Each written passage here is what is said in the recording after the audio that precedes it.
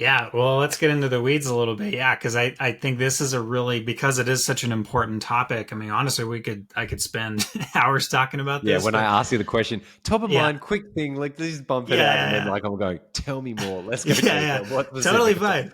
Well, honestly, it's very top of mind for me anyway. So, I've been doing more and more research on it, building the tools for it. So, it's not too hard to get into for me personally, and it's pretty exciting, like I said. So, I think you do need to. A big part of measuring incrementality is to look at external factors. Michael Yep. and I talk about this and stress this all the time.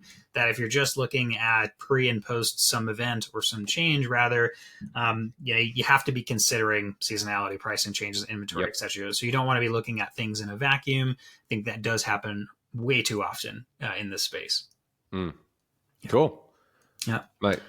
Yeah, I think this year, I'm not going now. It's my turn to say it, to loop back to yours because we're having a conversation here. uh, You know, God forbid we have a conversation.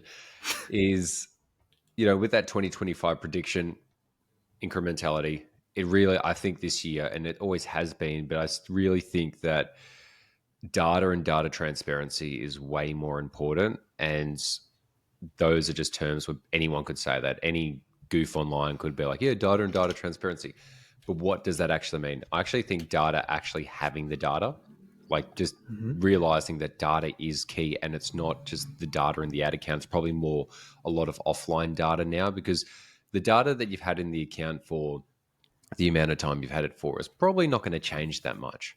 You got your clicks, your impressions, all these other wonderful metrics that Google is actually very generous to give it, because before Google, there was no other way to actually measure a lot of marketing and advertising data in terms of like even just impression and impression share.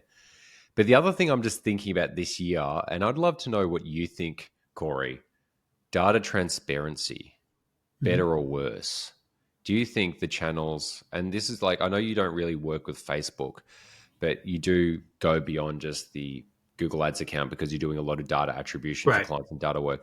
Do Yep. you think the data transparency is going to get better or worse across platforms or in general? I think we're seeing that the trend is that it gets less transparent. Yeah, It's being sold to us that is in our best benefit, at least the lowest common denominator advertiser. It's in their yeah. best benefit to not be overwhelmed with data that they then make mistakes in terms of account management.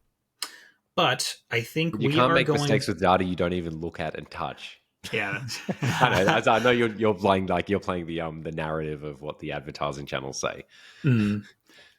But I would say we are going to get the data. Hopefully, we are going to get more data the more that we fight for it, because we have been seeing that lately as Google Yeah, has been put under the logistic or the legal microscope on an international scale. We're starting to see that as advertisers and obviously legislators push back on Google's lack of transparency, we are, I think, going to start seeing an increase in hopefully these types of advertiser driven not protests, but essentially just saying like, hey, look, we want this data, we need this data to make yeah, good sound business decisions. We understand where you're coming from, Google, Microsoft, whatever, and maybe hiding or whatever, generalizing this data, but we need it, we want it, we're paying yeah. for it, we think we deserve it, and I think that's totally fair. So I think we're going Yeah. to get the data that we fight the most for, at least that's my hope. Mm. And the data just top of mind for you that you feel like has been less transparent. I'm going to interrupt with the first one, obviously search terms, but is there any other Yeah. data that you feel like, and there may not be, it may just be the search terms in general. Yeah. Is there any other data points that you feel like they've been hiding away over time now, or feel like they haven't made available that could be easily available? Yeah, I think the most obvious is more metrics available inside of Performance Max campaigns. I Yeah. think Oh, yeah. as, No, no shit. yeah, right. Like Yeah. that's, Yeah. it's the most in your face where it's like, well, Yeah. how much did we spend on this segment? So, it's, Yep. if you're going to push this product that is called Performance Max so heavily, Yep. you've got to give us more reasons to take, in their words, take advantage of it, right? If it's Yeah. such an opportunity, prove that to me with the data. Don't hide the data for me to make that decision. Yeah. Did you hear what they actually call it internally? What's that? PMax? They call it Profit Max. I just made that up. But I was like, well, I didn't hear that. It doesn't yeah, surprise me. it's funny. Like it's funny because we've been working. You and I have been like working with PMAX since the start of the days. Like that's obviously Hmm. how we both got a bit of a name for ourselves, you know. And it's interesting just to see that over time, like you'd actually just forget about the lack of transparency. You just kind of like it normalizes, which is actually not good because that's how people want to condition you not to, um, yeah, just to normalize not having things. Yeah. The in terms of the data transparency, I years ago I used to be like an absolute like Google Analytics like nerd. So it was Google Ads. My stack was like Google Ads and Google Analytics. It was just like Hmm. those that stack just like took me so far. But then as GA4 came about, I just never got around to mastering it. I it just didn't make clear common sense on how to use it. Like that's Google Analytics did, Yep. GA4 didn't. But Google Analytics had so many ways, just ridiculous ways you could what's the probably the appropriate word to use this? Like just get data that you should not be able to get. You could really track someone down to a pinpoint using personally identifiable data, being if someone filled in a form and their email address was in there.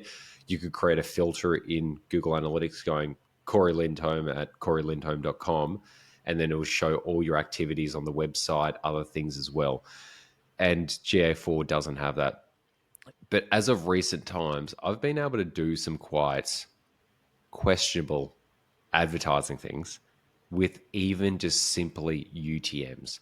I don't think people realize how powerful UTMs are, especially when they're going to a landing page. So you've shared with me, Cory, in the past that guy's script where you can push the keywords into the or the dynamic keywords into the UTM, but it's the same with Meta. Meta has it, and what I've noticed is when you layer the Google UTMs and Facebook UTMs going to a landing page you control, asking very specific questions on people, you can get this full rounded picture on people, like even to the level of knowing their finances, just based on using UTMs, which I think some ad platforms try to stamp out, or browsers try to stamp out. But it's just the we've been able to transform clients' businesses just from UTMs. Because from UTMs, I could pull out data in Google Sheets and then do like manipulation, then do all these reports from it.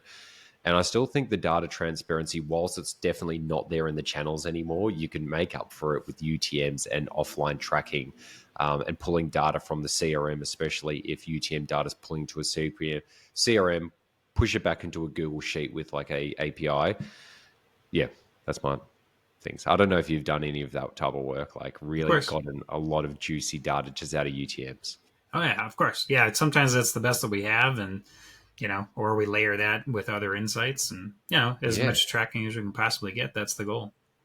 it's but it's still I think people have been sleeping on UTMs ever since they came out, except for like real data abusers. Like you can really, yeah, you can just do so much. I was just thinking about this the other day. Like every time I deeply think about UTMs and all the advanced reporting we do for our clients, it's like it comes from UTMs.